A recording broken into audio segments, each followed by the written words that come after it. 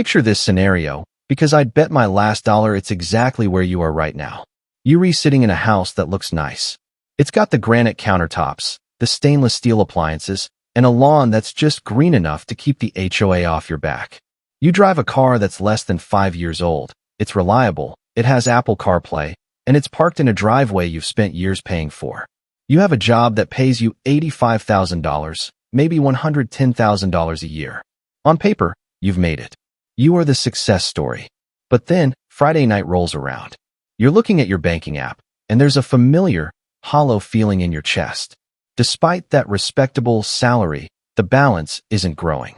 You have just enough to cover the mortgage, the car payment, the kids' soccer camp, and a dinner out at that bistro that charges $18 for a burger. You're not poor. You aren't struggling to buy groceries, but you are stuck. You're in a state of perpetual okayness. You tell yourself, I'm comfortable. But what if I told you that comfortable is actually the most dangerous financial position you can possibly be in? What if I told you that being middle class in 2025 is actually a high-stakes trap designed to keep you working until you're 70, with just enough dopamine hits to make sure you never rebel against the system?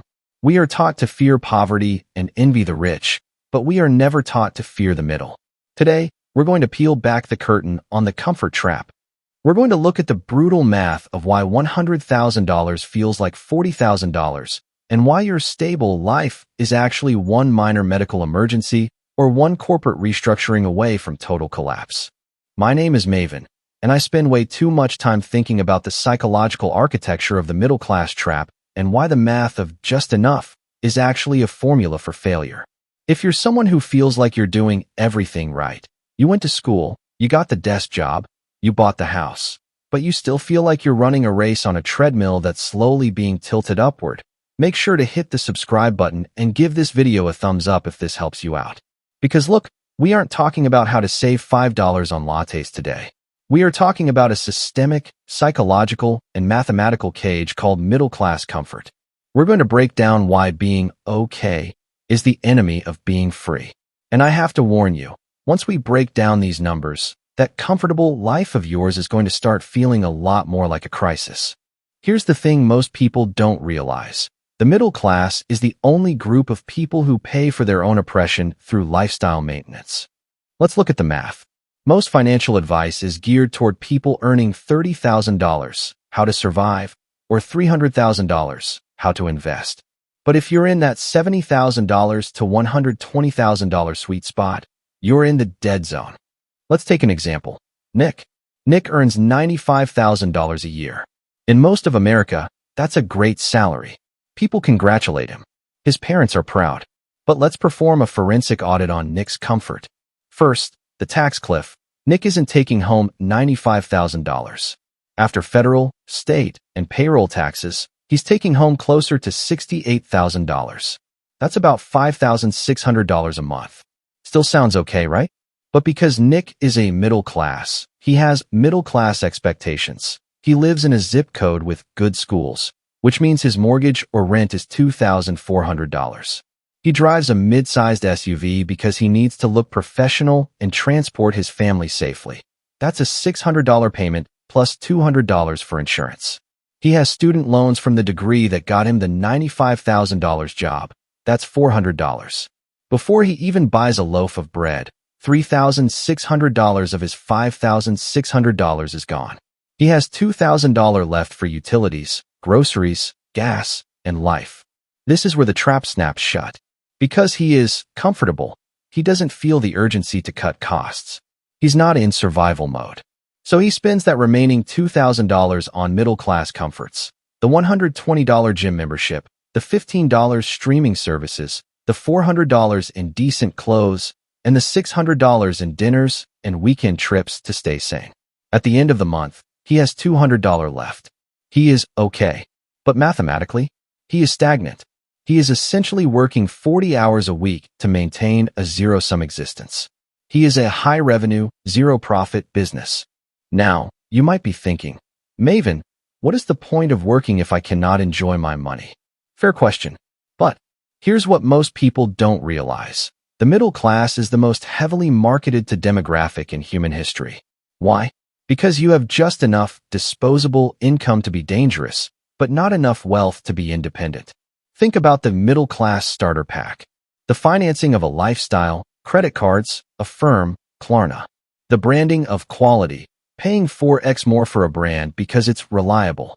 The social signaling, the need to keep up with the Joneses, who are also secretly broke. Let's talk about the Joneses for a second. The Joneses are underwater. According to recent data, nearly 40% of high earners, making over $100,000, report living paycheck to paycheck. This isn't a poverty problem. It's a comfort problem. We are spending our future freedom to buy a present-day illusion of status. This is where it gets really interesting. And by interesting, I mean terrifying. Most middle-class workers bank on the standard progression. You get a 3% raise every year. You think, if I just keep doing this, in 10 years, I'll be rich. Let's look at the math of that 3% raise. If you make $80,000, a 3% raise is $2,400 a year. After taxes, that's maybe $150 a month. In that same year, 1. Your health insurance premiums went up. 2. Your property taxes or rent went up. 3. The price of eggs and gas went up. 4. Lifestyle inflation, you decided you deserved a slightly better phone plan. Mathematically, your 3% raise resulted in a net zero gain in purchasing power. You are running as fast as you can just to stay in the same place. But because your paycheck says a bigger number, $82,400 instead of $80,000, your brain gets a tiny hit of dopamine. You think you're winning. This is the illusion of progress.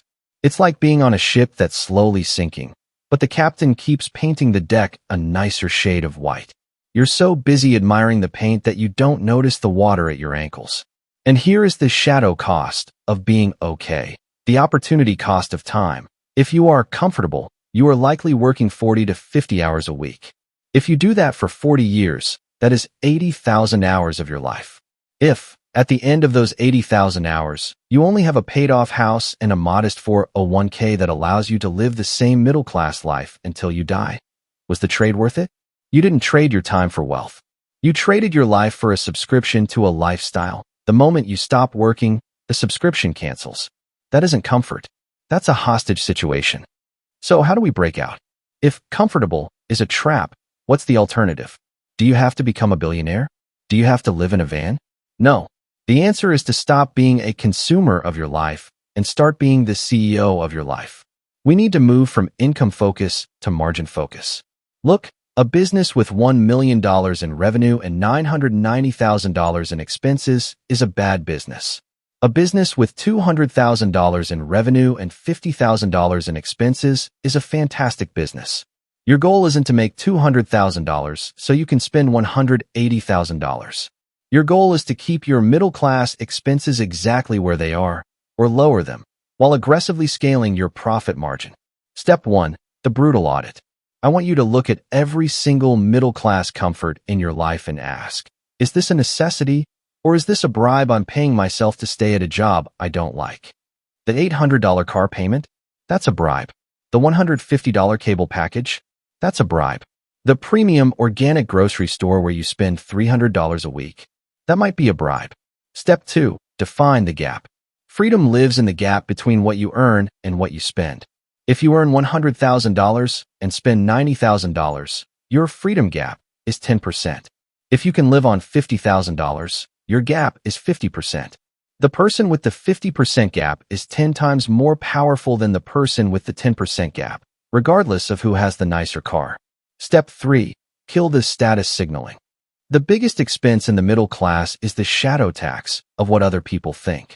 Stop buying things to impress people you don't even like. Here's the hard truth. The system loves the middle class because you are the perfect fuel.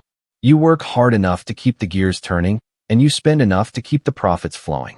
You are just comfortable enough to not revolt, but just broke enough to never be able to leave. Being okay is a slow-motion disaster. It's a tragedy that unfolds over decades, usually ending with the realization at age 65 that you spent your entire existence maintaining a house you were too tired to enjoy and a car that's now in a junkyard. Don't settle for being okay. Don't let the granite countertops be the headstone of your dreams. I want you to sit down tonight. Look at your bank statement. Calculate your profit margin. If it's less than 20%, you aren't comfortable. You're in danger. Start widening the gap.